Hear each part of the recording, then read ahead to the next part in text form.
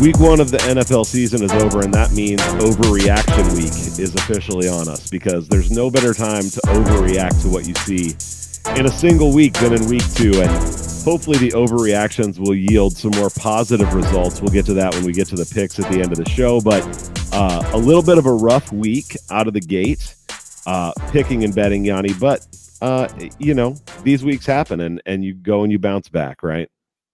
Yeah, I mean, I'll use that as an excuse. Sure. Week one, I think a lot of it is truly about learning them and observing. And I mean, obviously, I say that knowing that it wasn't a great betting week for me personally, but that's okay. You have some of those weeks. And, I do think that, I don't know, I do feel like I learned a little bit, as I went there. And to your point, though, I think when you look at week two and you start looking at the rest of the season, it's important to not overreact, though. I mean, I think you kind of said that because, the tendency is to say, oh my gosh, this team's so good and this team stinks so bad. And it's like, well, okay, maybe we were a little bit off, but let's not go completely crazy here with all of these either. Totally. Like, do you go from I don't think the Bucks will be great this year to the Bucks are winning the Super Bowl? I got my ticket in.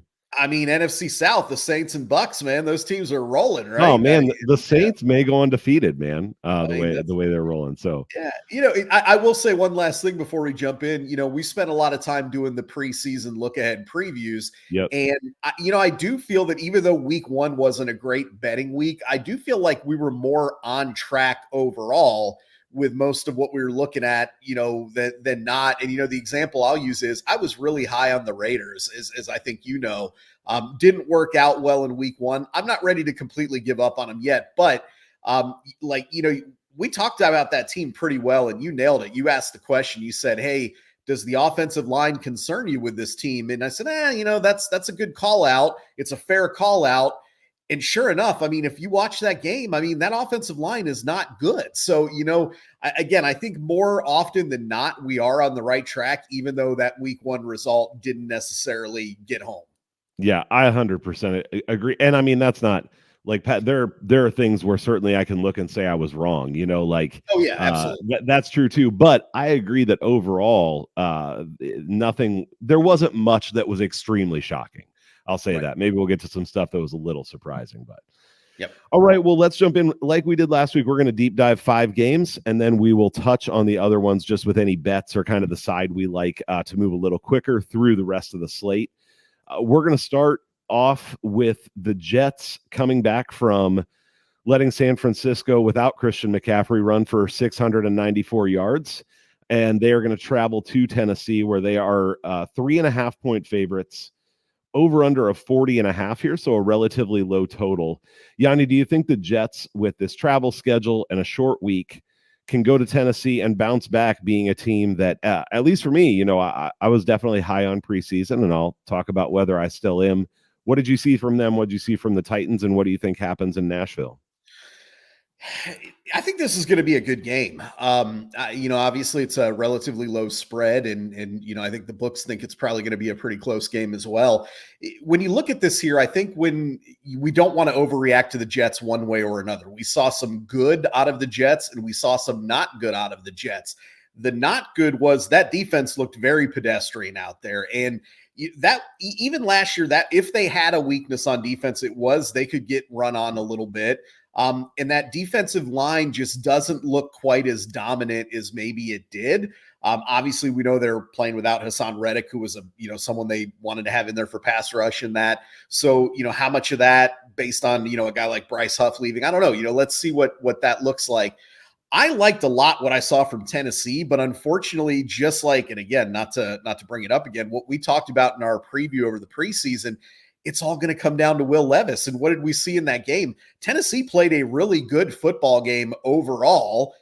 Their quarterback, unfortunately, just couldn't get it done and made some bad mistakes there at the end.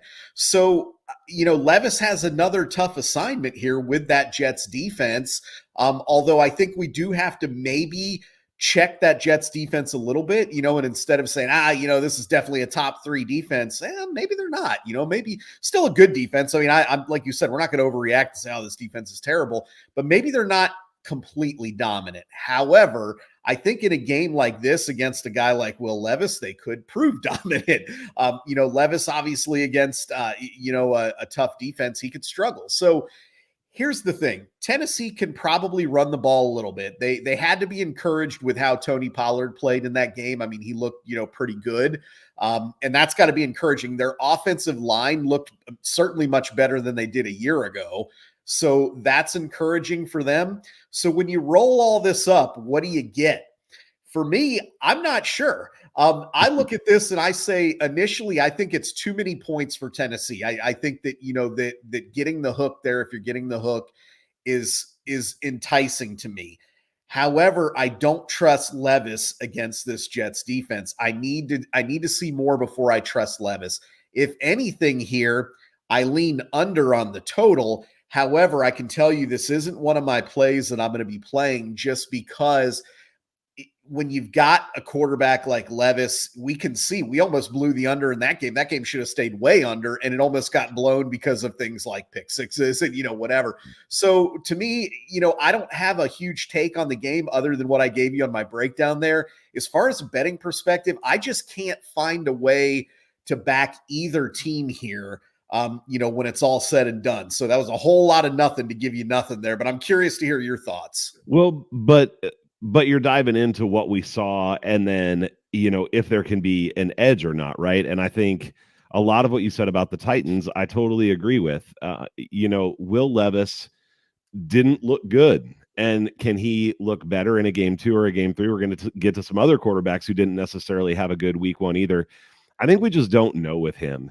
And I think even though the Jets defense, I agree, I actually am a little bit concerned about the Jets defense, especially against the run.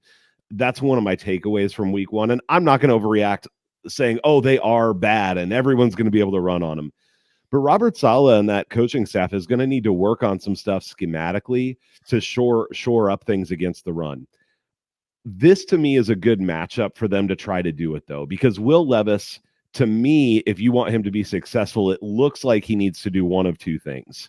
He needs to throw short passes near the line of scrimmage, or he needs to chuck the ball deep. I talked in the preseason preview about how I like the weapons that Tennessee had, and I do. But now you've got Hopkins hurt. Ridley wasn't great last year, and we're not sure what he's going to look like this year.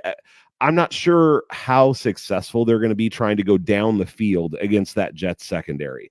And if they can take away going down the field, now you're left with running the ball or throwing short passes. And now the Jets defense can maybe tee off a little bit more, stack the box a little bit more, because Tennessee seemed to really want to run the ball, and they did it pretty well. But if you know that's what they want to do and you're not too scared of what Levis can do to you, that to me makes it a good matchup for the Jets. The other thing that I'll say here is we've talked about the Jets defense and we talked about Tennessee's offense. I think Tennessee's defense looked good. We said we thought they could be good, and I think they are going to be solid. Yeah. There's no reason to think that's not going to continue. Maybe I'm overreacting, but maybe I wasn't expecting much, but I was encouraged with what I saw from Aaron Rodgers, actually. Mm-hmm. What it looked like to me is a 41-year-old guy who is coming off an Achilles injury and doesn't have crazy amounts of mobility. I don't think we're going to see him running a lot. Maybe he has lost a little bit in terms of being able to be evasive in the pocket, and that does matter. But, man, a couple of those passes that he threw, I mean, certainly the deep one on the false start was nice, but he had a free play, so you just take the shot. There was another one, I think maybe this one was to Lazard too, down the sideline where he just threw a rope like over the defender's shoulder into the hands of the receiver. And it was old Aaron Rodgers where it was just a flick of the wrist. So I think the problems that I saw for Aaron Rodgers, maybe mobility a little bit, but then also a lack of weapons. He was trying to get the ball to Garrett Wilson or maybe to Lazard, and then what? Right. That's going to continue to be a problem until Mike Williams can get healthy. I was looking at the injury updates, and there's a chance he plays this week, but if he does, it looks like it's probably a significantly diminished workload. Right. So that could still be a problem. They don't have a lot of weapons there, but I liked what I saw from Aaron Rodgers. The last thing I'll say before I'll tell you where I come out on this game, by now, Yanni, and probably get sick of it, but I really like to think about turnovers as well. And again, this last week, 10 out of 11 teams that won the turnover battle won their game. Mhm. So, and you can't just predict turnovers. There's no doubt those are emergent events. However, you can look especially at quarterbacks and ask yourself, if we're going to assign probabilities of turnovers, especially interception worthy throws, which team is more likely to have those? And I think Aaron Rodgers historically has been very good at not turning over the ball over. I know 2 years ago he had a little bit more problem with it, but this is where I'm saying the fact that he looked pretty good to me matters, because I think the chances of a turnover are much higher. Much higher. What does that mean? 20% higher for Will Levis than they are for Aaron Rodgers. And if the Jets get a turnover in this game, then I think that spells big problems for Tennessee. Tennessee needs to keep this game close and be able to run the ball. In the spirit of not overreacting, if this game had happened before week 1, I think I would have made this the Jets -6.5 in Tennessee. The Jets went and played San Francisco, who once again looked like one of the best teams in the league, despite some of their guys not being in camp till the end and McCaffrey not being there. Yes, the Jets had holes, but also the 49ers looked good. So I would love for this to get to 3, and I haven't bet it yet. If it gets to 3, I'm betting it. If it stays at 3.5, I haven't decided yet. I still think that I would make this game maybe even 6. If I'm not overreacting. I'm wrestling with that because I do think a lot of the factors we're talking about playing here, but I lean toward the Jets, and if it gets to 3, I will bet it. That's okay, interesting. And I actually went into this week before doing research thinking that I would like the Titans here because it just felt like it should be the Titans at home, and maybe it is, but that's where I ended up. So, yeah. Anything you like? I mean, you talked about the total. I'm with you. If I was going to go anywhere, I'd go under, but I'll probably stay away from it in this game. Any player props that are interesting to you here? Yeah, I haven't really had a chance to dive in, and a lot of the player props aren't posted yet, so I'm not sure. I think that an interesting prop to look at would be, believe it or not, a Breece Hall under. The Jets really tried to get him the ball and get him going in that game with the Niners, and they're going to do that again here. But I think that Tennessee run defense is pretty stout. My concern would be is if the Jets do happen to get up and then they're able to kind of lean on the running game, he could end up busting through that. So, again, probably a pass for me, but that's something that I would definitely look at there. And then the other would be, like, to your point, the weapons of Tennessee under. They're going to have those matchups with Reed and Sauce Gardner and those guys there. And that doesn't bode well for them with Levis. So, I think that those are some unders, and I'm sure I haven't seen them, so I don't know what those numbers are going to be set at. But I think, to me, this is an under game overall. If I'm looking at player props, I'm probably looking at stuff like that. I like those Tennessee weapon receivers under, actually, because like I said, too, I think for the most part, they're going to be trying to throw short passes as well. Right. It's not posted, at least on DraftKings, but until Mike Williams gets back and healthy, I think you can at least take a look at what the Allen Lazard numbers are, too. It looks like Rodgers is going to try to push the ball to him, and he's going to get his targets until Mike Williams is back. Yeah. All right, well, before we move on from this one, then, as we did last week, pick or bet, and which side are you going to take? Definitely not betting it, so I guess it'll be a pick here.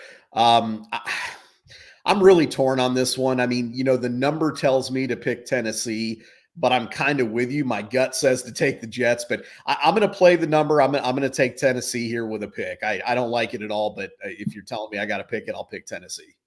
Love it. And as I said, I'm going to pick the Jets. And once again, if it gets to 3, that'll be a bet for me. But at 3.5, I'll just make it a pick. All right. Next game up, we are going to go to New England, where the Patriots knocked off the Bengals, who apparently now are in line to get the number 1 pick in next year's NFL draft. So that's pretty exciting for Bengals fans. Seattle comes across country, coming off a win where they are 3.5-point favorites, -105. You can get some juiced 3 out there, which definitely could come into our conversation here probably. The over-under on DraftKings right now is 38.5. I think I had seen 40.5 earlier in the week. I could be wrong, but so it looks like that's maybe come down a little bit. Yanni, I think we were in agreement that the Patriots were the front runners to be the worst team in the league this year. They come out, they're undefeated. Can they keep it going? Maybe. I mean, I gotta say, I mean, I bet the season total under for New England. So So did seeing them I. chip off that first win, you're like, geez, what's going on? I know. I'm not going to overreact on New England because this New England team to me is still kind of what I think that we thought, or I thought they would be. They're going to play tough defense.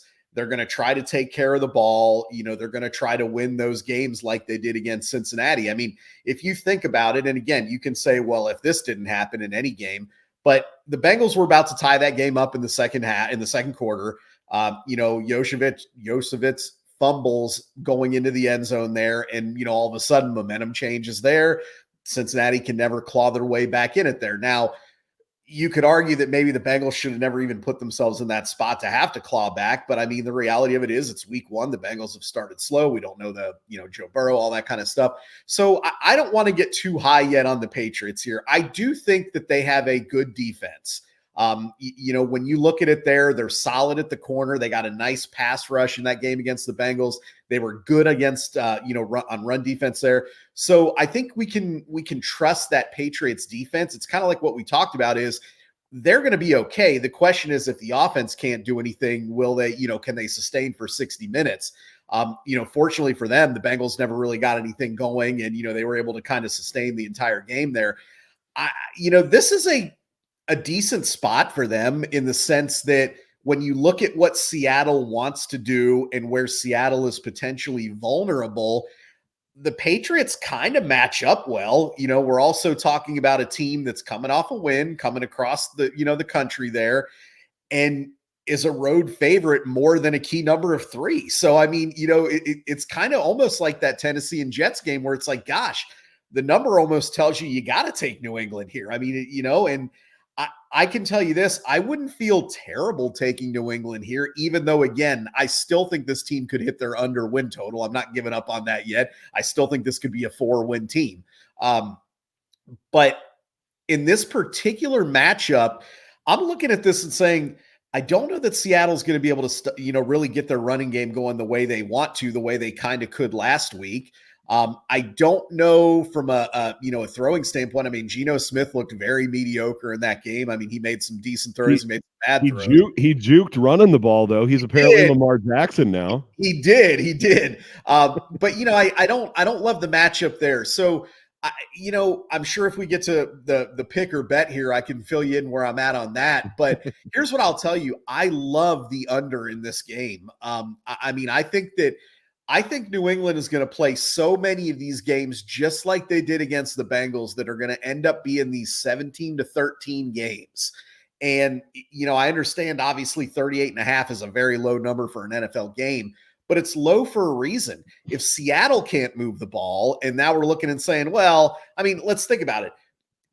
New England may be able to run a little bit, maybe. I don't think they're going to be able to throw on this Seattle defense. I really don't. I mean, I think Seattle's secondary is, stout enough that they're not going to be able to throw. That leads me to believe there's going to be a whole lot of handing off in this game, probably a whole lot of punting, probably some field goals. So I really like the under a lot in this game. I mean, I bet the under in this game. Okay. Yeah. I love it. I haven't bet it yet, but you talking about it, and as I've been thinking through it, I agree. This to me feels like Iowa in college. You bet the under until they prove that they can go over, because we could be 5, 6, 7 games into the season and I would almost feel like they need to go over a couple times before I stop betting the under. Yeah. Because I could definitely see, unless the books really adjust, them going 60, 65, 70% to the under this year. So I think there is a chance to make money long-term on them. This is a game I've been interested to get into. I think there's a lot of interesting angles here coming off of that week one. First, I want to look at the game against the Bengals. The Bengals, you talked about it, fumbling the ball on the way into the end zone. There were just such costly mistakes where the Bengals really should have pulled out that game despite playing pretty terribly, T. Higgins being out, Jamar Chase just being back. And I want to credit this, even though this makes a lot of sense and it's not like others wouldn't think of it, but I was listening to a podcast that Pat Mayo did, and he said this, and I really agreed, so I want to give credit. But he just said, when you think about New England with Christian Gonzalez, he's going to be able to lock up the number one receiver on pretty much every team. Yep. So think about the Bengals. They had Jamar Chase, and then what in that game? So the Patriots were able to lock up their number one receiver. Now, in this game, let's say that the number one receiver on the Seahawks gets locked up. All right, well, they still have some other decent weapons. They still have Lockett. They still have JSN. Looks like Walker should be able to play. Now, that Patriots defense looks good overall. It's not like they only have one player, but I do think that is an angle to watch. I think that's a really good insight, that on teams that only have one real weapon, that's going to be problematic against the Patriots.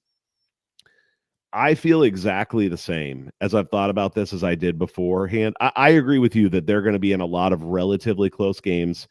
I still think they're sort of like the Jets were last year. And to me, that means that they can't make mistakes. No. So the margin for error in the NFL when you can't make mistakes is so low. Like, you're going to make some mistakes, especially when you don't have a lot of talent on the field. Also, defensively for the Seahawks, I think they're going to be able to trust their secondary to just man up on these nobody receivers, and again, stack the box and devote a lot to stopping the run, because the Patriots are going to have to run the ball. And I just looked it up, and they gave up 4.4 yards a carry to the Broncos last week. That's not incredibly encouraging, but they should be able to devote more resources to stopping the run this week than they did last week. Coming across the country, always a little bit problematic. I'm not a Geno Smith believer, so it's not like I think he's going to come in and tear people up. But at the end of the day, I still think that this is one of the 2 or 3 worst teams in the league that has no margin for error, very little offense, going against a competent team that we'll see, but I think they have decent coaching. And so, man, this is another one where I'm probably not giving enough to home field in the cross-country flight, so you can I think this should be 7.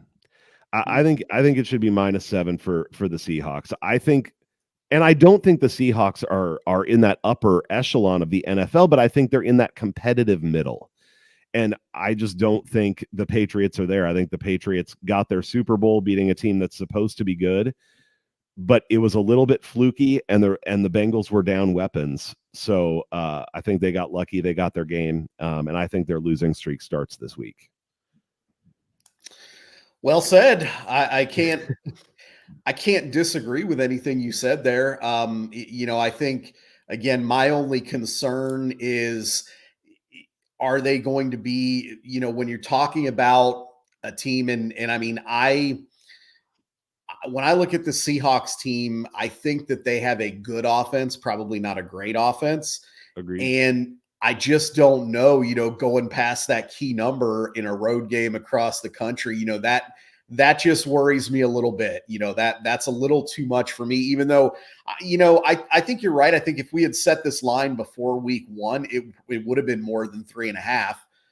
When you look at that there now, what number you would want to make that? I mean, that's probably 4.5, even at 4.5, maybe. Yeah, right? yeah. So like, I mean, in theory, if you like the Hawks side, you are getting some value there. It would be nice if you like the Hawks, kind of like in the previous game, if this would tick down to 3. I don't think that's going to happen. So I don't know. To me, the play for me personally, it's all about the under in this game for me. I mean, I'm going to bank on these 16 to 13 games, like you said, until they prove that that's not who they are. Yep, that makes sense to me. And I do agree from a numbers standpoint. You look at this and go, oh, that's Patriots at home in a low-scoring game. That totally makes sense from a market perspective. I do think earlier there were some threes at like -120 out there, but that's definitely gone now. You can get 3.5 at -105. So, it's a little less juice, but I'll definitely be watching for the 3. I may bet this at 3.5. I for sure would, like the last game, I for sure would bet it if I can get it at 3. But I'm with you. I like the under. And the bigger a spread when you like a game to be low scoring, the less likely a team's going to cover if it's going to be close. Right. I just still think, I mean, the defense is good, but I just still think overall this is not a good I agree with Patriots you. team. I agree with you. Agree. All right. Any prop thoughts for this, even if we don't have lines or whatever, any things that you would want to look at here? Yeah, again, and kind of not to be a broken record, but I would probably look at some unders again. And I think, you kind of mentioned it. What we don't know yet, and I haven't watched the replay of the Patriots game. I've only watched what I was able to catch.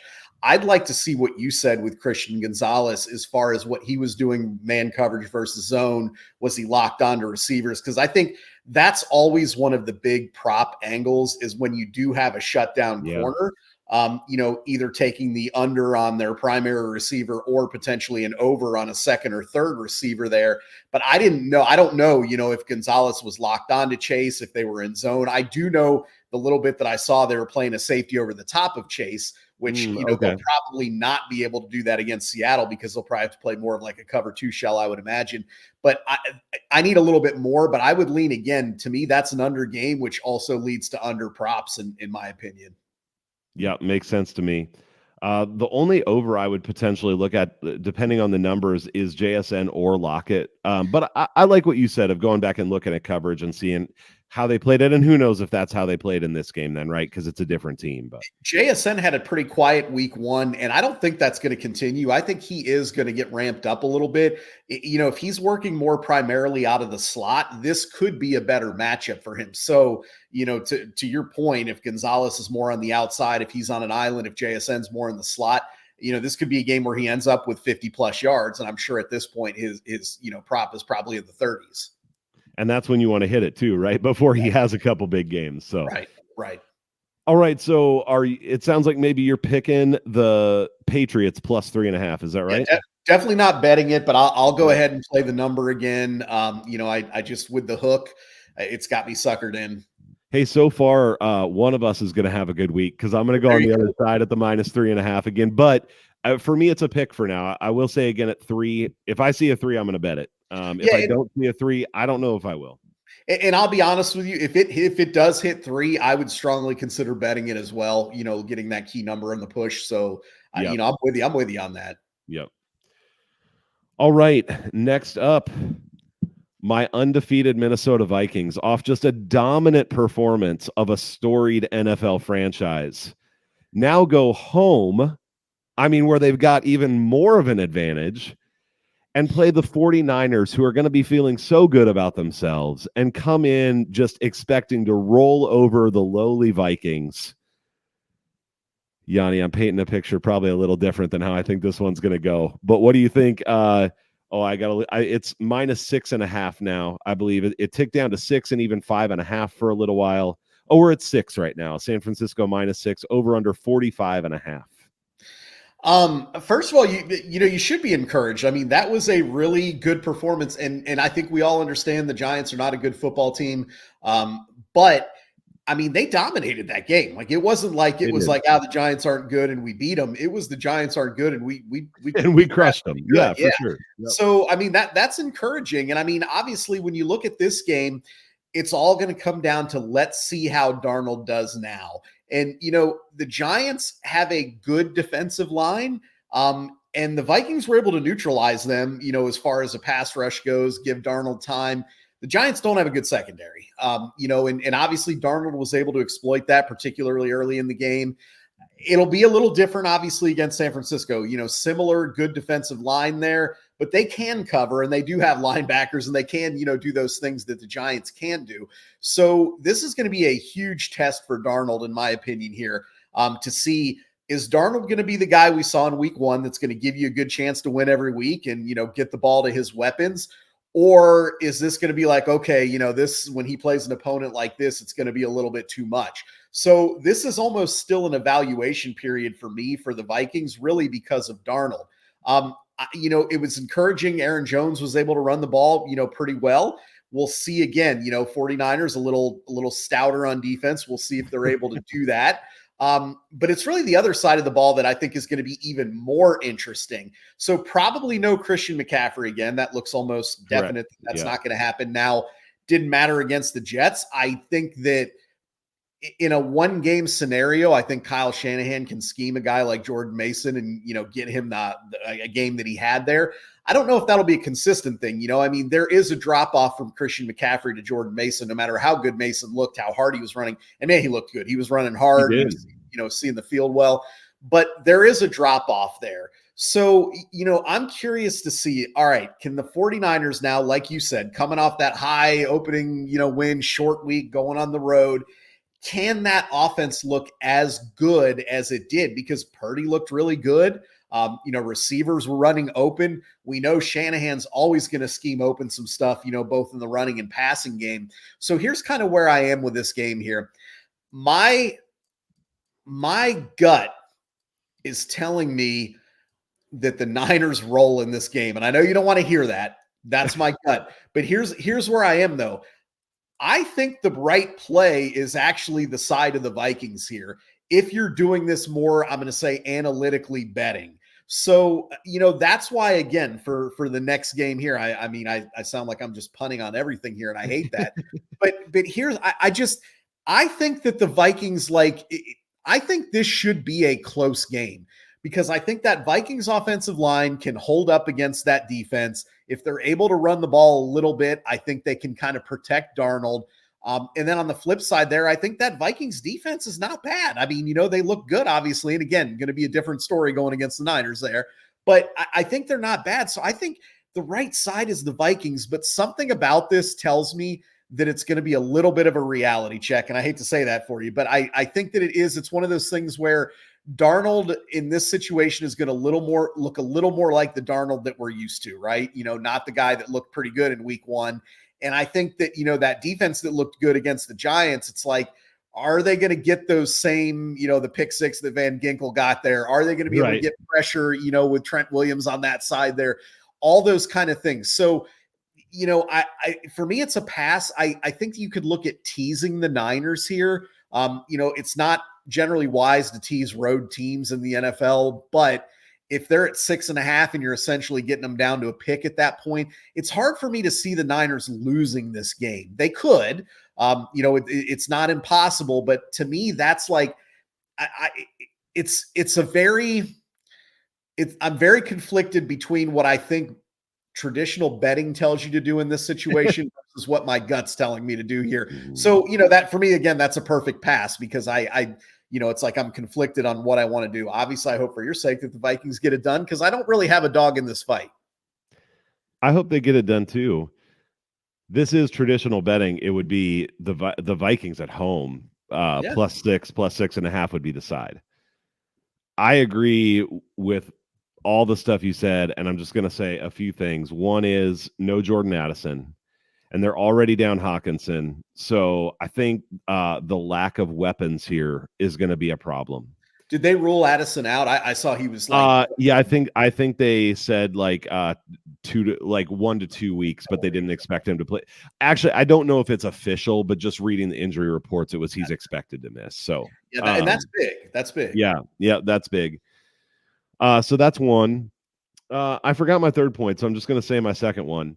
I wanted to go back and just clip what I said last week before the Giants game. Like that was one of my more convicted plays, was that Minnesota was going to go in and beat the Giants and that Sam Darnold was going to look really good. And I said he's going to go in and carve up a bad secondary and everybody's going to get really hyped and say it's a whole new Sam Darnold and look how amazing he is. And then he's going to come back home and play a real defense and throw 2 picks, and we're going to be reminded who Sam Darnold is. Yeah. Now, I think Sam Darnold is like a good backup quarterback in the NFL. I don't mean he's like the worst guy that's ever played or something like that. Like he's kind of okay. But I think he's in trouble in games like this against real defenses, especially without his full complement of weapons. So from a market perspective, I totally agree that this seems like the Vikings should be the side you take.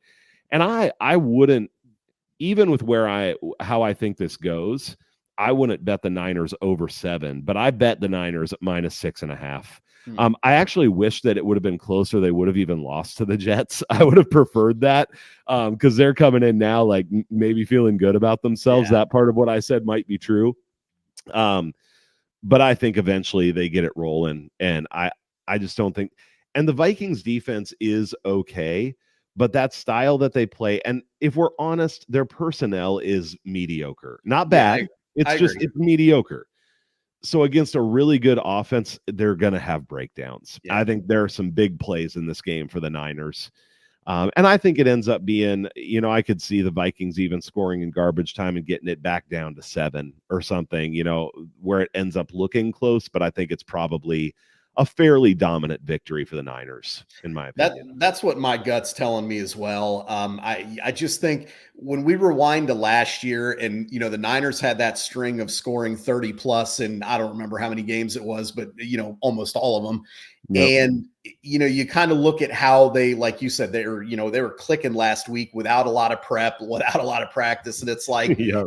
you're doing that against what we think is a good defense without a lot of practice in that. I mean, it just seems like it's just too much to ask, like you said, for I would agree. I think you said it well, a mediocre defense to be able to slow them down. So, if you're saying that we think the Niners are going to score 30 plus, which I think is possible, to cover, the Vikings would probably need 24 plus points, right? And Yep. is Darnold, like you said, minus weapons against that Niners? Are they going to be able to get mid 20s to potentially cover that? It's asking a lot. I mean, that's why to me, I'm with you. I mean, my gut has this more of like a 30 to 20 type ball game there. So I'm with you. Yeah, I was thinking 31-17, something like Something that like as that. well. Right. So Right. you could even, I don't know that I feel convicted about it, but you could think about the over. You could also look at, because 45.5, if San Francisco gets the 30, you feel pretty Yep. good about it. The other thing is you could look at San Francisco's team total. Yeah. And I thought about mentioning the Niners team total. I think if you, like you said, though, it's interesting because if we think the Niners can get to 30, you're only asking for 16 points from the Vikings. But that being Right. said, would it make more sense just to play the 28.5, 29.5 Niner team total? At Yeah, I that don't point, know. to me, that makes more sense because you're only relying on one team, to get there in case the Vikings struggle. Because I think it's possible the Vikings struggle offensively, maybe not. Yeah. It's not very likely to me that the Niners struggle on offense. I mean, I don't think this is the type of matchup that's going to give them fits where it's like, oh my gosh, we can't get anything going.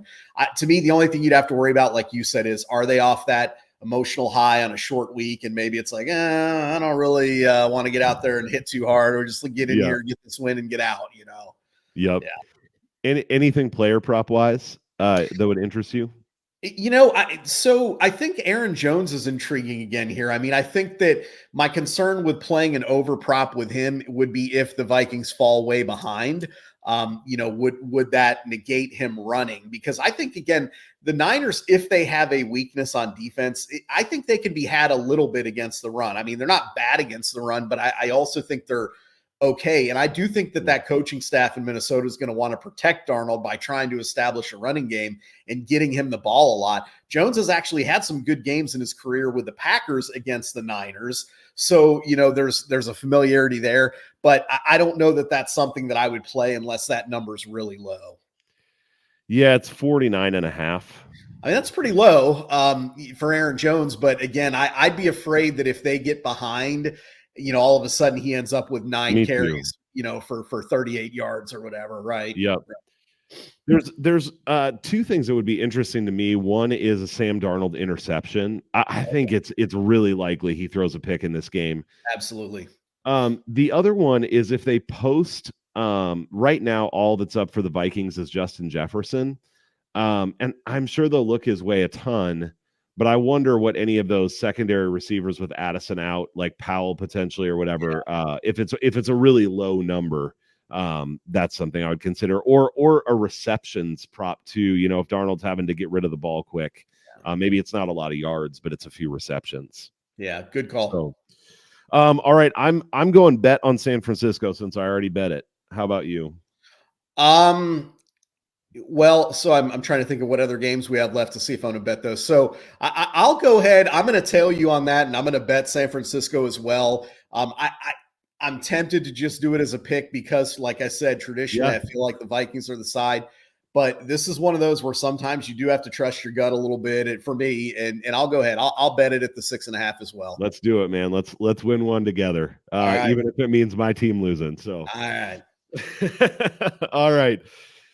Next up, we are going to go to Kansas City. Kansas City, coming off of a nice win, has Cincinnati coming to town in what should be a marquee matchup and is a marquee matchup.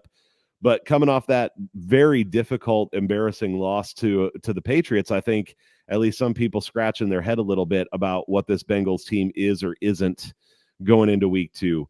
Right now, Kansas City is -5, -5. Let me see what the overall looks like. -5.5 is more prevalent, but there's -5s out there. And then 47.5 for the over-under. Can the Bengals bounce back here, Yanni? Well, if any team can, it's the Bengals. I mean, they have obviously given Kansas City trouble in the Mahomes era with Joe Burrow. So if any team can, it's them. I do expect this team to bounce back during the season. Now, when I say bounce back, I mean that's a relative term. I'm not saying I expect them to necessarily be like some dominant juggernaut, but I do think they're going to be a lot better than what we saw in Week 1. I think they're going to be a competitive, contending playoff team moving forward. When you go back, it's really interesting. And this was talked about like a lot of survivor pools, right? I mean, New England busted Yeah. up a lot of survivor pools. It was talked about before the game how Cincinnati has struggled in Week 1 since Joe Burrow's been there. And what you may or may not know is they've actually struggled in Week 2 also. So it's really been like the first 2 weeks of the season since Burrow's gotten there that this team has not been able to win. So, I put a little bit of stock into that based on what we saw against New England. I'm looking at this here. So Chase is a little bit disgruntled. He turned down his huge offer that they made him. I still don't know what's going on with T. Higgins there, right? We didn't really see anybody step up as that great third receiver that we thought maybe someone could. Gesicki, well, he actually had a touchdown called back, so I guess you could say maybe he stepped up a little bit. But, and I worry about them not being able to run the ball. And I think when you go into Kansas City, you've got to be able to run the ball a little bit. And I just don't think, I think Zach Moss is a fine platoon runner, but I just don't know that he's the type of guy that's going to go into Kansas City and shoulder the load. And, when you look at Chase Brown, he's more of the home run guy. If he doesn't hit a home run, how much can he do for you? So I worry about them running the football in this game. I worry about them if Higgins isn't out there throwing it. And the other thing, too, that we didn't talk about, and I'm not going to get into it too much because it's purely speculative, I still don't know that Joe Burrow can throw the football. He didn't try to push the ball down the field at all. I'm worried about that too. Yeah, and you wonder, like, okay, New England was playing a safety over Chase, so maybe they were just taking it away and Burrow had to check it down and throw short passes. I'd like to see him air it out. I want to see him throw a ball on a rope that needs to get in there because at this point, I'm going to assume that he can do it, but until I see it, I don't know. We just don't know for sure. So that worries me about the Bengals. And then on the defensive side of the ball, this Cincinnati defense, they struggle stopping the run now. Losing DJ Reader was a big deal. And I know they tried to fill that, but they struggled. I mean, they knew New England was trying to run the ball at them and they still couldn't stop it. That's a problem when it's coming and you can't stop it. I think that the Chiefs, as long as Andy Reid doesn't get too pass happy, because he does have a tendency to do that, if he sticks with Pacheco and, they kind of stick with that ground game, I feel like this is the type of game where if they wanted to, they could run their running backs 30 times for 160 yards. Yeah. Now, that's not really Kansas City style, so I'm not saying they're going to do that. But that offense looked really good. And to be honest with you, like, we didn't even see much out of Kelsey. It was almost one of those things where it's like their offense was rolling and it didn't even seem like they had to do a lot. So when I look at this here, I do think the Bengals are going to rebound overall this year and be a competitive team. But I see this as an 0-2 start. And I think that the Chiefs can cover this game. I think that, I don't think the Bengals are going to roll over. I don't think it's like they're going to get blown out or anything like that. I think it's probably going to be a competitive game to some extent, but kind of like you said with the Niners here, if I'm getting this for less than a touchdown here, I feel okay laying the points here with the Chiefs here. I just think that, again, Week 2, some unknowns with the Bengals. The Chiefs are kind of flying high right now. To me, it's like, even though the Bengals have had success in Arrowhead there, I'm going to lay the points with the Chiefs here. All right. Well, Yanni, you're leaving out the most important narrative that there is for this game. and that is that apparently Taylor Swift has endorsed Kamala Harris, and Brittany Mahomes has endorsed Donald Trump. So there is serious strife between the women of some of the Kansas City Chiefs stars. There could be a slap fight in the booth up there, right? There, I mean, I there don't know. might be, and then you're going to have Travis and Patrick running up there to try to break things up. Carson Wentz is going to have to play. It's going to be a whole thing, man. So let me just say, if anybody can relate to the average human and should be giving their advice on who should run the country, it's Brittany Mahomes and Taylor Swift. I mean, they 100%. definitely they get what everyone's going through. So not a political podcast here, but I was thinking today, like, which celebrity do I want to tail on voting? That's what I got to figure out, because that's how we should do that. So right. All right. So seriously on this game, as soon as this popped up at Bengals +6, I bet it. And I kind of wish I hadn't. It's one of those, like, honestly, this is just how I bet some. When those lines pop up early, right, I go through and I look for spots where it makes sense to me to get on that line early. And hey, I have half a point of CLV here, so I mean that's a pretty good bet, right? But it just hold on. It is important to point out, though, the look ahead was 3.5. So that's what I was gonna say. Is to me. So it is similar to the Vikings. I think we have questions about how good the Bengals actually are. And if Joe Burrow is really healthy. T. Higgins, what I saw is that it's a hamstring injury and he may be able to play, but he's at a high risk of re-injury if he does, which with his situation, he probably wouldn't want to. So like I don't mind the bet that I made when I made it for the reasons that I made it. I think like +6 is a lot of points to be getting for me with the Bengals going into Arrowhead. If they're in any kind of decent shape, I would take that bet. I just think there's enough question marks now with some of those injuries, especially with Burrow. And then if there aren't the weapons, they're going to be in this spot again of, if you're not getting the ball to Jamar Chase, what are you doing? So to me, I don't feel convicted on either side of this game at this point. I'm going to say bet the Bengals because I did. So I might as well stick with it. But to me, it's purely like that look ahead line versus where the line is now. And thinking that the Bengals should be a competitive team. So I don't love them to win this game, but maybe they can get a cover. If I hadn't bet it already, I wouldn't be. That's fair. I totally get what you're saying. And I mean, we talk about look ahead lines or stale lines or whatever on that. And I mean, I think again, it's almost like that Vikings game. A traditional bet would say, yeah, if you get that at +6, you probably jump on that. Right. And I mean, I think if you had said 3 weeks ago, like, hey, week 2, the Bengals are going to Arrowhead and I can get 6 points, you'd have jumped all over that, right? But yeah, I'll take that. So, I think that there's that. I just that trend of weeks 1 and 2 with the Bengals, man, there's something there with them getting going. And again, that the injury to Higgins and, Chase, and obviously with Burrow and that, I just, it's too much for me right now. So like I said, I'll take, we'll be opposite sides on this one. I'm going to bet the Chiefs on this one. And if you had told me that before the season started, that I'd lay 6 points against the Bengals, I'd say no way, I wouldn't do it. But I think I've changed my position enough for this week. I totally understand where you're coming from. The Chiefs have them outclassed currently, so that totally makes sense to me. In terms of props, I do, like you were talking about the run game. I think Pacheco ran the ball well, so I think overs there make some sense. I wonder about under on passing yards for Burrow too. If he doesn't have a lot of people to throw to and can't push the ball down the field.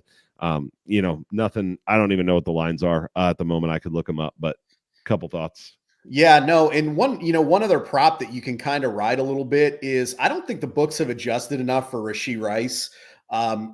He's essentially wide receiver 1 in that offense. And I think he's probably overtaken Kelce at this point. Maybe not in clutch situations. I know Mahomes is always going to look for Kelce, but as far as the game plan goes, I mean, his catch total and his yardage for like week 1 was 5.5, and I think 59.5 yards maybe. And to me, at this point, he's every bit of a wide receiver 1 is really anybody in the league. I mean, he's probably not going to put up those Justin Jefferson numbers where you have 12 catches for 180 yards. But I mean, he's pretty consistently grabbing 7 for, 100 or 7 for 80 yards or whatever. So I don't think the books have caught up to him yet. I think as long as Hollywood Brown is still out, I think you can probably look at that. And, the other part of that too is the Bengals secondary did not look good against very bad opponents. Dax Hill did not look good in that game. So you start looking at that and saying, can they cover? I mean, if they don't get a pass rush, that could be ugly. So I think Rashee Rice, until the books kind of recognize him more in the lines of those true number one guys, I think there's value with him every week right now. Yeah, his receptions are 6.5, but plus 115. And receiving yards, I think it was a little higher than last week. Now it went off a bit. Probably low 60s, probably. It was, I think it was 64.5 or something like that. So yeah. And again, is he going to hit that every week? No, but I mean, I think with Hollywood Brown out, to me, I'll take a chance on that. Yeah, makes sense to me. All right, we got one game left that we're going to look at more in depth, and then we'll run through the others quickly. And that is Chicago coming off a big, ugly win against Tennessee, going to Houston, who got the win in their first game in Indy by the skin of their teeth there too. This is the Sunday night game. Chicago right now, let's see what the prevailing line is. It looks like 6 is the main line, -6 on the Texans, +6 for the Bears, 45.5 as the total. Yanni, certainly the Bears did not look great, and the Texans looked okay. Joe Mixon ran the ball pretty well and ran it a lot. What do you think happens when the Bears go down to Houston? I think we're seeing with the Texans a little bit of similarity to what we saw a year ago with the Dolphins, and that is, do we think Raheem Mostert is this amazing running back? Yeah, I know he's fast. He's a veteran. He's a good player.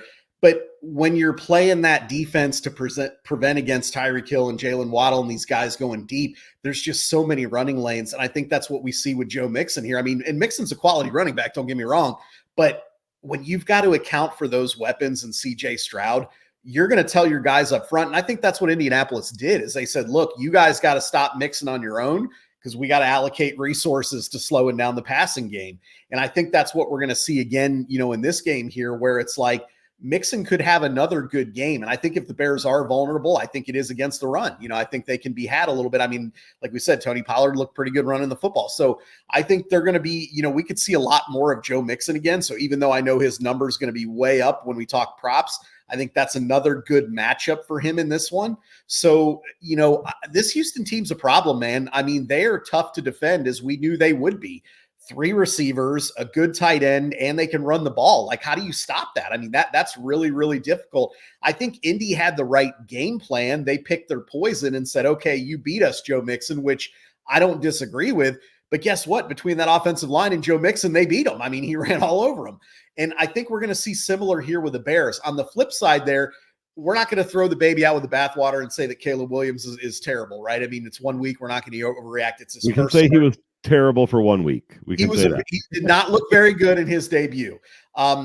What that leads me to believe is it's going to take him a little bit of time to figure this game out. If he figures it out, we don't know. But if he does, it's probably going to take him a little bit of time. So I kind of look at that. I also think this Houston defense is underrated. And I know they gave up a couple big plays to Indy there. They're kind of an aggressive defense in that. But I don't think the Bears are going to be able to hit them like that. Not to mention, for what it's worth, and I know it's early in the week, but I know Keenan Allen was dinged up. Roma Dunze was dinged up. Dunze is unlikely to play from what I saw. Right. So now all of a sudden it's like, okay, we're relying on a rookie quarterback going on the road, where it's a little different than playing at home. To me, this game screams Houston blowout, honestly. Are the Bears going to block a punt and run it back? Are they going to get a gift, lateral pass from Will Levis to run? No. So probably not. So to me, this game screams Houston. I would lay the 6 in a heartbeat. I also think this is like an automatic teaser at 6 here. I mean, you're just saying beat them at home. To me, that's as close to a freebie as you're going to get. So, I like them in a tease. I like Houston flat out. I will bet them. I already have bet them. I will bet them at the -6 there. I feel like this, if there's ever a game, if this game is played 6 weeks from now, I have a feeling the spread would be 9, maybe 10. Because I think we're going to see Caleb Williams maybe struggle a little bit. Obviously, I think people are going to realize, yes, this Houston team is a legitimate contender here. So under a touchdown, lock me in. I'm all systems go on Houston here. Well, I like to hear it. I think Yanni, that I really like the Texans. I'm pretty high on this offense. I actually thought the offense looked a little clunky in week 1, even though they had some really good plays. And Mixon, I don't want to say bailed them out because it was clearly a part of the game plan. But they were able to be effective because he ran, wasn't breaking huge runs, but he was effective running the ball. I think they have a lot more to show as well. I still think that CJ Stroud's going to get locked in. If they're able to run the ball effectively and then have the passing game that they have, this offense is going to be big trouble. I'm not a huge fan of what I saw from the Bears. I think what you said about Caleb Williams makes a ton of sense to me. Let's see where he's at in week 8. But until then, it's probably going to, and he does the worst kind of thing, I think, for a rookie quarterback who's going to face a defense that can put any kind of pressure on you, which is try to make too much happen. Mm-hmm. And when you try to make too much happen, you make mistakes. I mean, that one sack he took for nearly 30 yards. And I loved what the guys on the call said afterwards of like, you can do that in the Pac-12. You can't do that in the NFL. And I think that's what he has to adjust to, is I just got to take the sack for 6 yards and fight for the next play. So the only thing that gives me pause here is in my mind, totally on board with a Houston route here. I actually really do like the teaser angle on it. The gut, though, the only thing for me is Chicago's been one of these teams over the last couple of years, and I know you said, are they going to do these things that they did last week against Tennessee? They pull stuff out of their ass all the time. Like, they have these games where they should just get throttled, but they get 1 or even 2 pick sixes. They block a punt. They get a big kickoff return. So it's not because they were the better team at all. It reminds me of, like I watch some UFC, and it reminds me of the guy who you're like, look, he's going to get beat everywhere this fight goes, but he's got big power. So if he lands that one punch, he could win the fight. I'm going to go with just a pick on Houston because of that aspect of the Bears for me. I'm going to think about it more. I may end up betting it because I don't want to miss out on Houston because I really love them, and at home is a good spot. Just the Bears pulling magic out of their ass is the thing that scares me here, which just isn't going to happen every week, like you said, but it just seems like it happens to the Bears more than anybody else I know. So, yeah. All right. Anything props wise there, Yanni? I kind of mentioned, I think Mixon again, I realize they'll up his total, but I think it wasn't that high. Let's see here. 66.5. To me, it's probably a 100-yard day for Mixon. I mean, I really believe that because I think the Bears are going to probably play a similar scheme to what Indianapolis played there. And, I think, like you said, Mixon, I don't know, he's going to get 20 carries and probably average 4 to 5 yards a carry. So, I think his over is very much in play.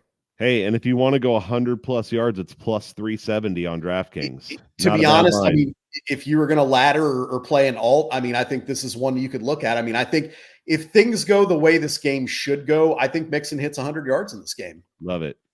And at plus 370, I mean, you got to love plus 370s on things where you're like, this has a legitimate shot to happen. It's not a long shot.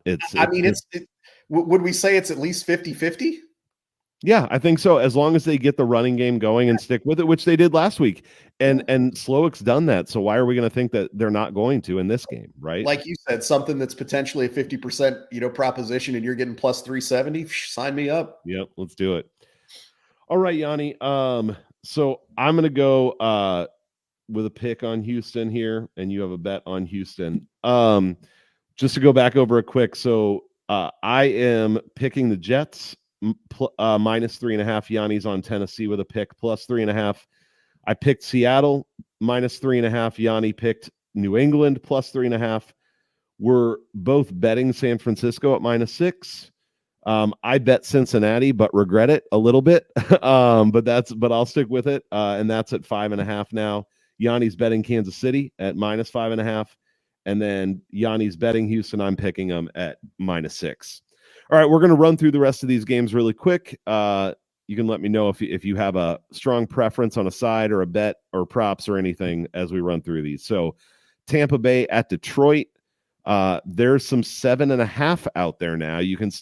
There's still a 7 lingering, but we're going to say minus 7.5 because that's the majority of the market, and 51 is the over under.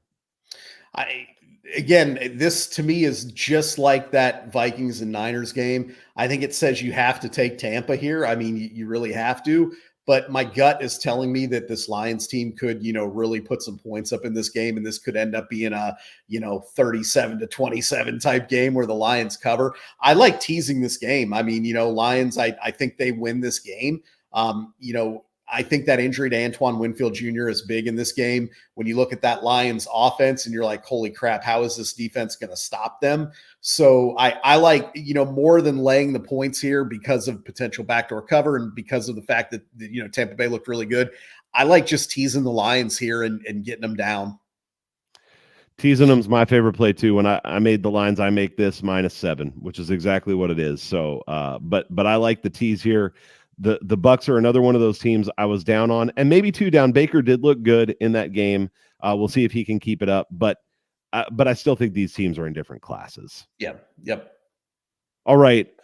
Next game up here, let me flip back, is Cleveland going to Jacksonville. Jacksonville is -3, and the over-under is at 41.5.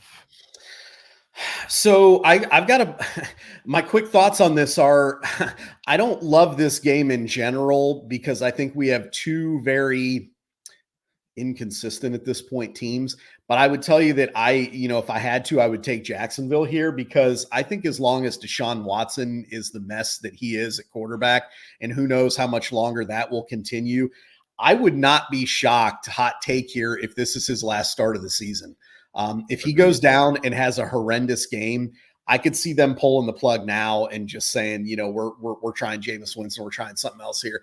So I'm going to go ahead with Jacksonville here. I don't love it, so I'm not betting it, but I think that's a side. But I also think, to me, this is another under game. And I know we talked about Cleveland's defense not necessarily traveling well on the road, but I do think that this could be kind of a sloppy game where, these teams kick some field goals and that. Don't love that either, but if you ask me, I would lean towards the under, and I would lean towards Jacksonville in this game. Yeah, there's a good chance I get to betting the under, though I haven't yet. It is that last year Cleveland's defense away from home that scares me. For that. But otherwise, I like the under here. And it's gross, but I'm really thinking about betting Cleveland +3. This is just another one of those, Deshaun Watson fucking sucks, man. He's so bad. Go ahead. No, go ahead. I'll jump in. I was just going to say, I look at where I had these teams before, and I would have flipped this line for sure. So to me, it's 6 points off of where I would have had it before. I get what you're saying there. I think what we have to look at here, so there's a couple things. No David Njoku, who has been basically the number one weapon alongside Amari Cooper. I don't think they're going to be able to run the ball at all. And I think the thing we have to look at is Jack Conklin and Jedrick Wills missed the game, which is part of the reason Dallas was all over them. Now, obviously, Watson didn't do himself any favors, but he was under a lot of pressure in that game. If there's one thing that Jags D can do, they can get off the corners on the edges there. And if Wills and Conklin are out again, that could be a long, long day for Cleveland. So I think, my only, suggestion, not that I'm telling you what to do, but, keep a look at that injury report and see what the status of Conklin and Wills are, because that offense goes with that offensive line. If they're without their 2 key tackles there, all of a sudden things get real shaky there. Yeah, no, that makes a ton of sense, Yanni. And honestly, I haven't bet this. So numbers wise, it's probably my number 1 bet of the week, but I don't know that I can bet on Deshaun Watson. No. Period. So, because what if they go out and they score 6 points, man?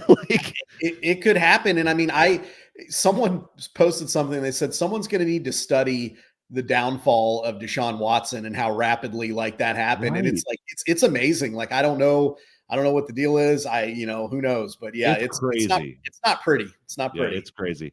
I wouldn't mind looking at Deshaun Watson unders again, by the way, either.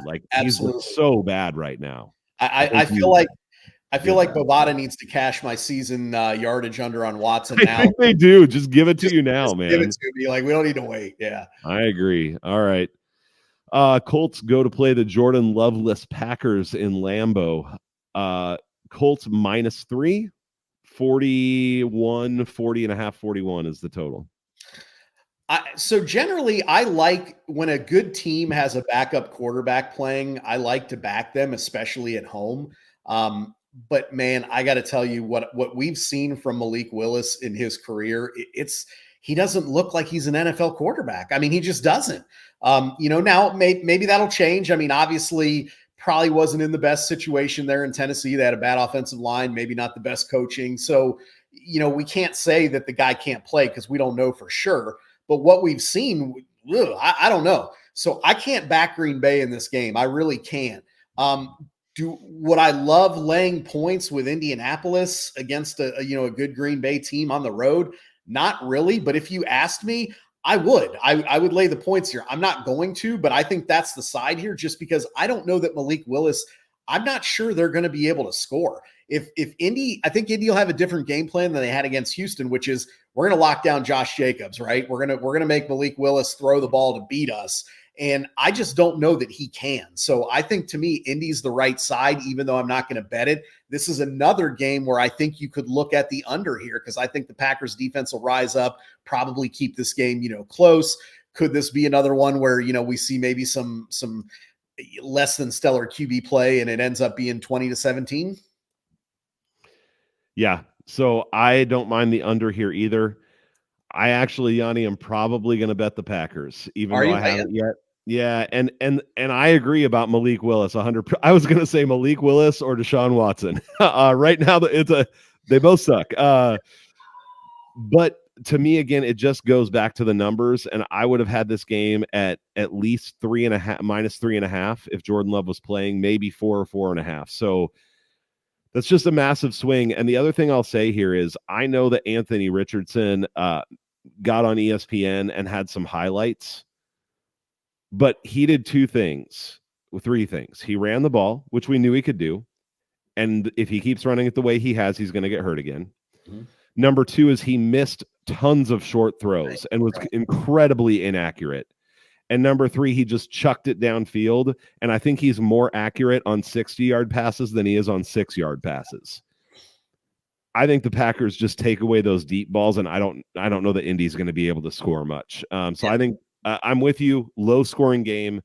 In a field goal game, I'll take the +3 even with a bad backup. So yeah, that's fair. I get it. All right, Chargers going cross country to the Panthers, who are just as bad as ever. -5.5 on the Chargers, 38.5 total. Well, I'll just say this. I learned my lesson on the Panthers. I had them teased, Yanni. I had them teased. So I thought for sure that was going to be a very close game with the Saints. It obviously was the opposite of a close game, and they were run out of the gym. I will not at this point torture myself with that again, but I will tell you this. If you said you absolutely have to bet this, I would take them again. I think that, maybe we'll see what I thought we would see a week ago, which is a competitive team that does have some little better weapons on offense. They can be a little bit better on defense. Definitely not going to learn my lesson, not doing that again for now. But I do think if you're asking me to pick a side there, I would go back and try them again. I'm 100% on board because this is another game that I think could go under. We saw from the Chargers what we thought we would see from the Chargers, and the Panthers offense definitely doesn't look good. So this game could absolutely be 13-10 or 16-13 or something like that. So I'm with you, man. All right. If you ever have any props you really like or anything, throw those out too. Yeah, sure. Giants at Washington. Man, this one, I've got lines all over the place here. It looks like about -1.5 on Washington and 43.5 for the total. I can't believe I'm saying this. I like the Giants here.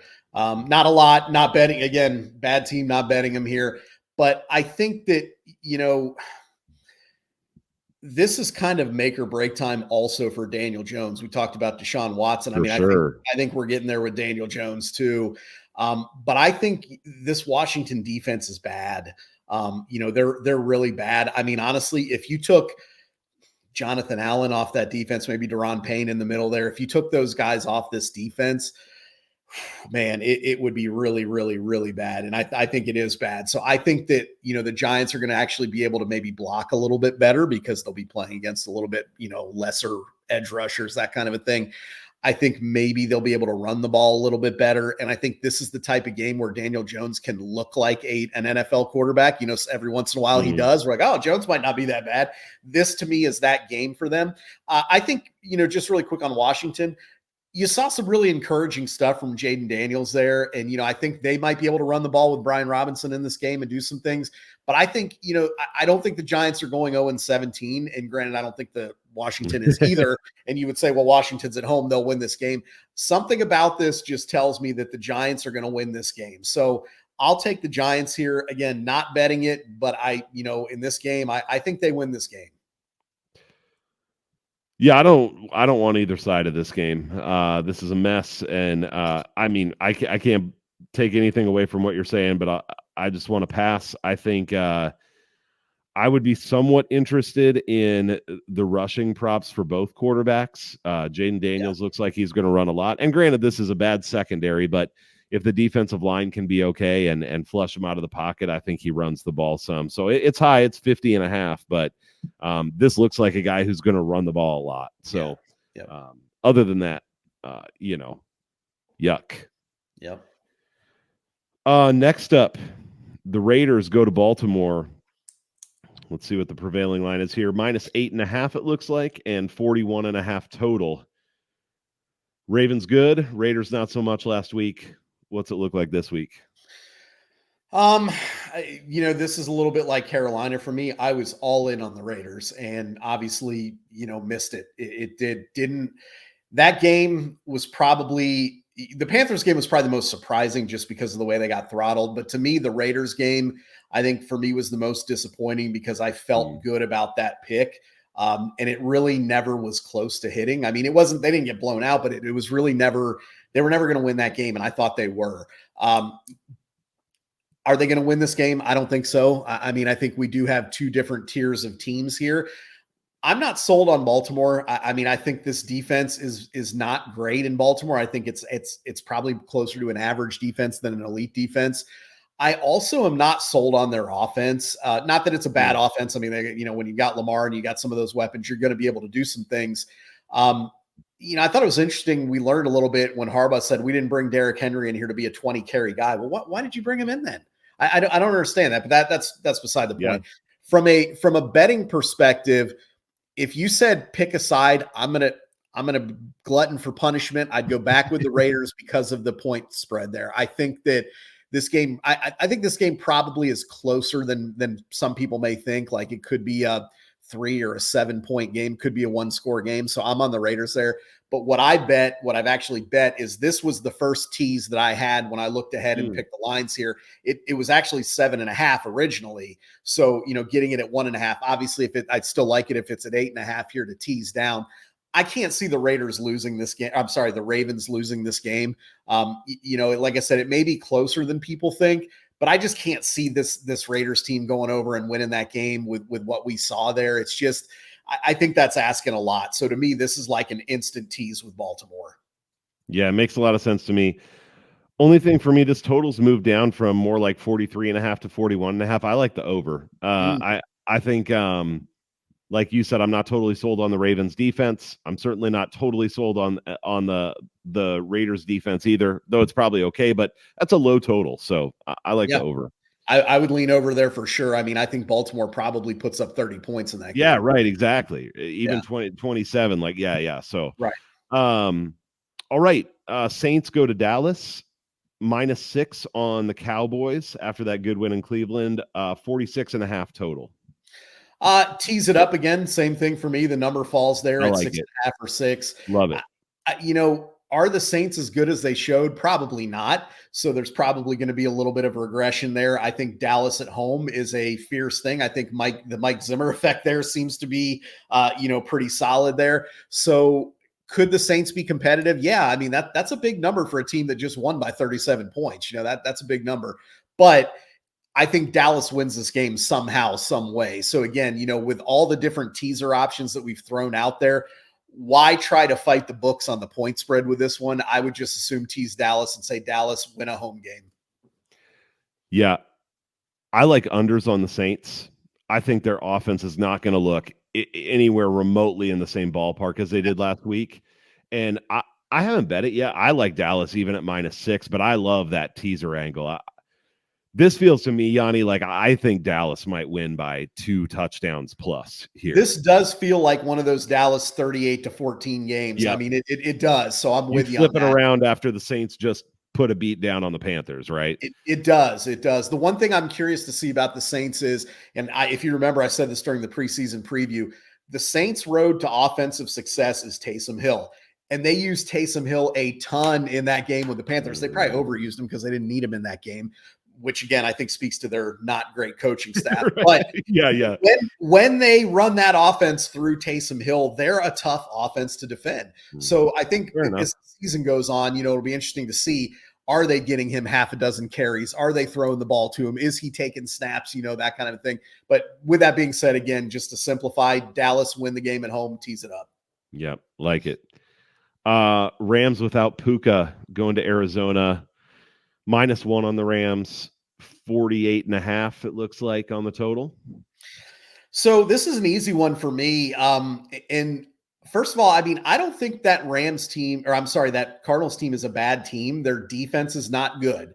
And that's where they're going to struggle this year, much like last year. But Sean McVay has owned the Cardinals, absolutely owned them. It's something like 16-2 against them. And I understand no Puka, but when Puka went out of that game against the Lions, Stafford actually played better. He was throwing the ball. I mean, he was spreading it around. I don't think, as much as you hate to lose an impact guy like that, I don't think in a game like this it matters, because I think they have enough other guys that can get open against that Cardinals defense. And I also think this is a game where we could see Kyren Williams from last year, right? Yep. Where we get a 100-yard day from him. So going back to the props there, I think a Kyren Williams over here, it lines up great. I mean, he didn't do much last week, so his number will probably be reasonable against this defense. It's probably going to go over. But to me, this is just Sean McVay owning the Cardinals here. Would I load up on a team like the Rams here? Probably not, but I do think that they win this game just because they always beat the Cardinals. Yeah, I like the Rams money line here. Very small plus money. And Kyren Williams, that's where I was going to. I think they lean on him, and I trust the coaches. So I think it's probably a competitive game. And losing Puka hurts, but I'll take the Rams. Yeah, I agree. All right. Pittsburgh goes to Denver. Pittsburgh is -2.5 going on the road, 36.5. I think maybe the lowest total of the week there. Yeah, it's funny because the first thing I thought of with this game was like, oh, I want to hit this under. Yeah. I was thinking it would probably be more like 39.5. Give me 40. Give me 40. Yeah, that's kind of where I was like, can we hit 40? Can we hit 39? Well, at that number, I don't know that I'm going to hit the under there. I mean, we'll see. Maybe it'll trickle up. I doubt it. But I think, this is crazy. I think you can take Pittsburgh on the road here and lay the points here because it's under the key number. That Pittsburgh defense is a legitimately good defense. I mean, I think they are certainly a top 10 defense, and I don't know that they're not maybe a top 5 defense when everyone's healthy. I think they're that good defensively. Bo Nix did not look like the preseason Bo Nix. That's not surprising. Doesn't mean that he's not going to be a good quarterback. It just, obviously it's not going to be as easy as maybe it looked in the preseason. So I look at that Denver defense. When I look at the weapons, I think, Pittsburgh can kind of neutralize some of their weapons like Cortland Sutton. I don't think Denver's going to be able to run the ball well. I could see some turnovers from Bo Nix. If not turnovers, a lot of very short passes, which means a lot of punts, a lot of, long fields, that kind of a thing. So even though I don't necessarily think Pittsburgh's going to roll on offense, because I certainly don't love what they do on offense, I do think they're going to be able to run the ball a little bit here. Najee Harris looked good last week. Jalen Warren's getting healthy. So I think they're going to be able to run the ball here. I think Pittsburgh probably wins a close, low scoring game. I mean, I think that, this is probably, again, we keep saying it, a 20-17 type win or a 23-17 type win. But I think Pittsburgh gets it done here. This is, to me, is a game that Mike Tomlin wins. Yeah, when I made the lines, I made this Pittsburgh -4.5, even on the road. To me, Pittsburgh is the Patriots, but with a little bit better offense. Yep. Like a really good defense, not a great offense, but I think good enough. I think this game, I am seriously going to think about the under here still. You should. I think it's like 19-12 or something weird like that, you know? If you said bet the over under, I'm still taking the under for sure. Yep. Yeah. You could just see there being so many punts in this game. Yeah, I could totally. I mean, if there's a 13-10 game, this is it. Yep. Agreed. All right. Last one is the Monday nighter. Atlanta plus 6.5 going to Philly, 47.5 total. Bad matchup for the Falcons, I think. I don't like this matchup for Atlanta. I'm not out on Atlanta. I still think that they can have a good season. I still think Kirk Cousins can play well. I don't think this is the game, though. I think this is a tough ask. I mean, we saw Cousins was under pressure, looked a little bit rusty there. Atlanta kind of ran the ball a little bit, but not well. And then, I just, when I look at the matchup, it's similar with the Eagles. I think they're going to struggle to run the ball in that game. A lot of pressure on Cousins, and I don't think that bodes well for them in this game. To me, though, like we said, the number falls in line to tease. Give me the Eagles to win this game. I think it's, it could end up being close. I think the Eagles probably cover, to be honest with you. I think they probably win this game by 10 points. Again, I'm not out on the Falcons. I just hate this matchup for them. I think this is a really bad matchup for them. Yeah, man. So I was high-ish on the Falcons, mostly because of their schedule. Yanni, I feel a little differently. I'm worried about it, man. Kirk, you talk about Aaron Rodgers and his mobility after the surgery. I think Kirk Cousins looked really bad in terms of mobility. And he it's all on the right foot for him. He didn't look like he could push off. There was no zip on the passes. And watching Kirk Cousins in Minnesota, he was mobile within the pocket. He moved enough to get to where he could throw the ball, and then he used his legs and ran when he really got in trouble, and he did that well. I think all that stuff might be gone from his game for a while. I actually think that the Falcons should consider playing Michael Penix for 6 games and see where they're at, give Kirk Cousins some more time. I could be wrong. We'll see. Maybe it was just a bad game, but I'm really concerned about how he looks. I think this is a tough ask for Cousins and Atlanta here. So he could look bad in this game. And again, I'm not out. And you bring up a good point on that. I just think we're not going to get a true test here. Actually, he's probably going to get too big of a test would probably be the way to say that. Right. This is just too much for him and this team to overcome. I agree. I think the matchup is just terrible for Atlanta here. Yeah. That one team that lost the turnover battle and still won the game was the Eagles. Yeah. Plus slipping all over that field against a Green Bay team that, when healthy, I think is as good as Atlanta at least. And that was in Brazil. So, yeah, I like Philly to kind of roll in this. Yeah, I think they probably cover this game, but that automatic tease for me. Yeah, you're right. There's a few good teaser legs in there. There are. All right, that is it. Check out the description for Twitter handles at Yanni_bet, at the Bet Crushers, also betcrushers.com. Yanni's got articles coming out. If you want to see a thorough, well-written NFL write-up, get subscribed to Bet Crushers and get the stuff Yanni's putting out, because it is impressive, truly.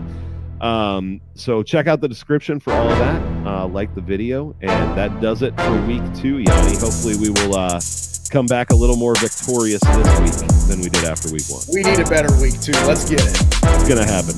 All right, thanks, man. Take care.